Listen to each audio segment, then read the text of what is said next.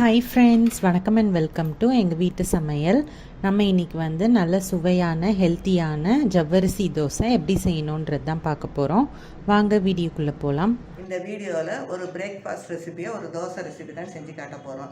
இது வந்து உங்களுக்கு சுத்தமாக எண்ணெயே இல்லாமல் ரொம்ப ஸ்பாஞ்சான ஒரு ஹெல்த்தியான பிரேக்ஃபாஸ்ட் ரெசிபி. அதாவது சவ்வரிசியை வச்சு தான் செய்ய போகிறோம். சவ்வரிசி வந்து ஏற்கனவே உங்களுக்கு நல்லா குளிர்ச்சி தரக்கூடிய ஒரு பொருளாகும். அதை வந்து விரதம் இருக்கிற டயத்தில் அதை யூஸ் பண்ணுவாங்க ரொம்ப பேர். அந்த ஜவ்வரிசியை வச்சு ஒரு ஸ்பாஞ்சியான ஒரு ஹெல்த்தியான ஜவ்வரிசி தோசை தான் செஞ்சு காட்ட போகிறோம். வாங்க எப்படி செய்வோன்னு பார்ப்போம்.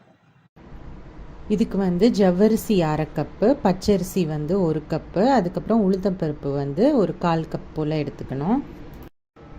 இப்போ வந்து பச்சரிசியும் உளுந்தப்பருப்பையும் நம்ம வந்து நல்லா கழுவிட்டு ஒரு 4 மணி நேரம் போல் ஊற வைக்கணும். அதே மாதிரி ஜவ்வரிசியையும் தனியாக கழுவிட்டு 4லேருந்து 5 மணி நேரம் ஊற வச்சு எடுத்துக்கணும்.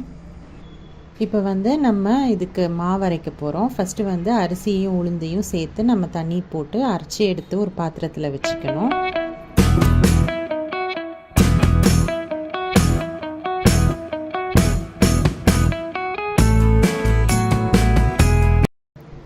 இப்போ வந்து ஜவ்வரிசியையும் தனியாக அரைச்சி நம்ம அந்த மாவோடு சேர்க்க போகிறோம். சப்போஸ் ஜவ்வரிசியும் சேர்த்து ஒன்றா அரைச்சோன்னா அது சரியாக அரைப்படாது. அதனால் தனியாக அந்த மாதிரி அரைச்சிக்கோங்க. அரைச்சிட்டு ஒன்றா அந்த மாவோடு சேர்த்துக்கோங்க. சேர்த்து நல்லா மிக்ஸ் பண்ணிக்கோங்க. இப்போ வந்து நம்ம உப்பு போட்டு நல்லா 2 மாவையும் சேர்த்து நல்லா மிக்ஸ் பண்ணிவிட்டு ஒரு 6 மணி நேரம் போல் இதை வந்து நல்லா புளிக்க வைக்கணும். இப்போ பார்த்திங்கன்னா மாவு நல்லா புளிச்சிருச்சு.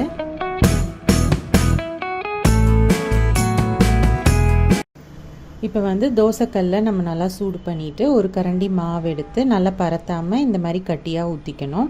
கொஞ்சம் நேரத்தில் பார்த்திங்கன்னா அந்த தோசைக்கு மேலே குட்டி குட்டியாக ஹோல்ஸ் இந்த மாதிரி வரும்.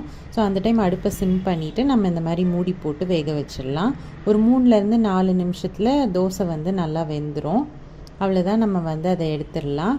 இந்த தோசை வந்து செம்ம சாஃப்டாக இருக்கும். இதுக்கு வந்து எண்ணெயே தேவையில்லை. மேலே வந்து பார்த்திங்கன்னா நிறையா ஹோல்ஸாக இருக்கும். ரொம்ப டேஸ்டியாகவும் இருக்கும்.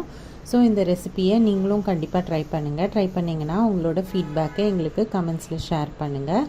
இந்த வீடியோ உங்களுக்கு பிடிச்சிருந்ததுன்னா லைக் பண்ணுங்கள், ஷேர் பண்ணுங்கள், சப்ஸ்கிரைப் பண்ணுங்கள். மறக்காமல் பெல் பட்டனையும் டேப் பண்ணுங்கள். அப்போ தான் எங்களோட ரெகுலர் அப்டேட்ஸ் உங்களுக்கு வந்து சேரும். தேங்க்யூ.